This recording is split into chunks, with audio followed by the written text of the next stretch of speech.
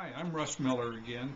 Uh, People have asked me, I guess, two areas that really is affected by our human capital development business through Performance Institute.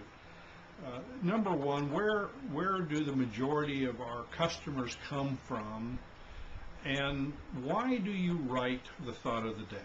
How did that happen, and what's the purpose of it, and what's really the relations between those two? I started writing the thought of the day really more than 30 years ago. And I started writing it originally when I was working for a U.S. company, and I wrote it for my own employees, if you will, the people that reported to me. And I had people that reported to me that were on the support side and people that reported to me that were on the marketing side.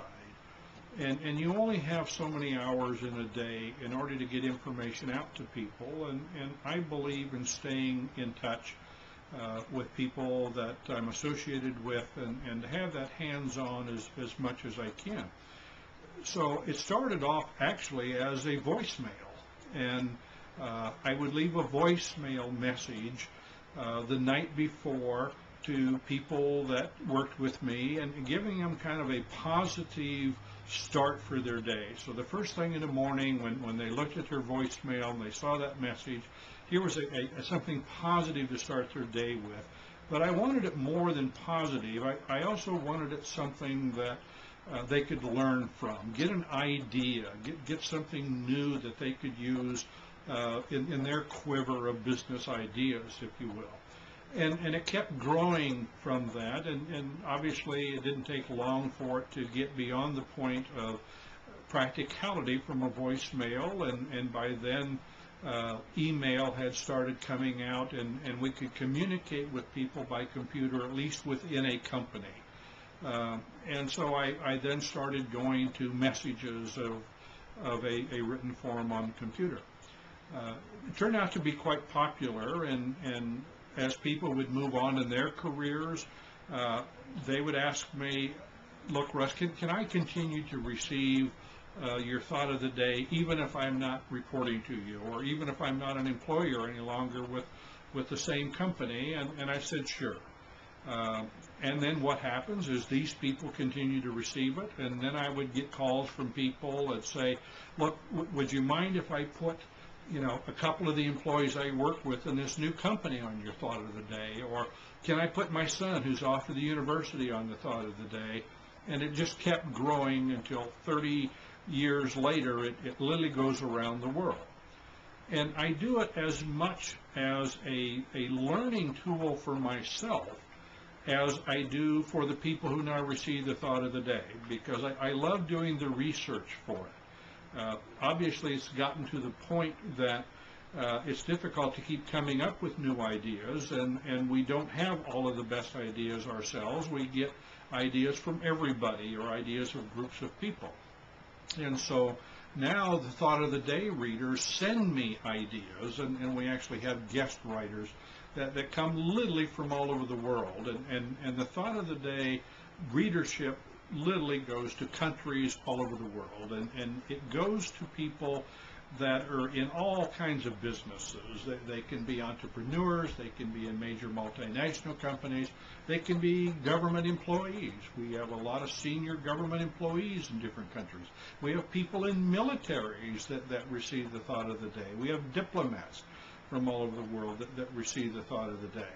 So how do you write something now that is of interest to everybody, that is kind of a positive way to start the day, but that I can learn something from, whether I'm a CEO or chairman of the board of a major multinational company, or whether I'm an ambassador or a diplomat for a country, or whether I'm just an entrepreneur or a student wanting to get a degree to eventually go into business. And so we've tried to come up with a middle ground for teaching on that area for the thought of the day.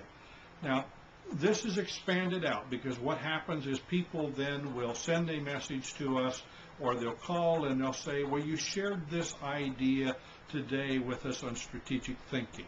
or you shared this idea with us today on how to work with members of our board of directors. And I've never presented to a board of directors, and I'm getting ready to have to do this.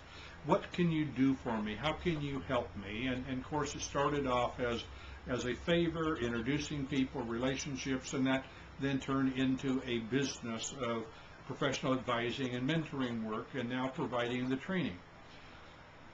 I take this from the standpoint of a hands-on businessman, and the same is true with Sean, my son, who works in it in the U.S., and with Sunny Hong, who works in it in China. Neither of us have degrees in behavioral science. We're not professionally trained trainers of people. We're people who are business people who have been there, done that, if you will. And we know what we needed, and we know what we didn't get that we needed from our companies in training, and we know what we received from our companies that was helpful to us. And so we're now putting that together for people that we work with. And what we have found that's missing, and it's missing all over the world, is the skill part of training, the skill-based. So our universities, our schools, and even our companies do a pretty good job, and in most cases a good to excellent job, in teaching people about products, about their systems, and how to work with those products, how to use those products, but they don't teach people how to work together. They don't teach people how to be, as we say, a total leader. And a total leader is more than just being leadership. You have to have the skills, and you develop the skills step by step by step. And that's what we try to do, is we try to take a person, and we have now programs available to what would you do with a new employee just starting. What would they have to do within their second year, their third year, their fifth year, their 10th year? What do they have to do to develop the skills and the knowledge to use all of the tools they've learned at university, they've learned at conferences they go to, they learn from their own companies. And the key to that, of course, is make it a habit, change the behavior, change the culture. And that needs to be done in me as an individual, and that's a skill-based thing that we work with. And that's really how we try to help people through our training side of our company.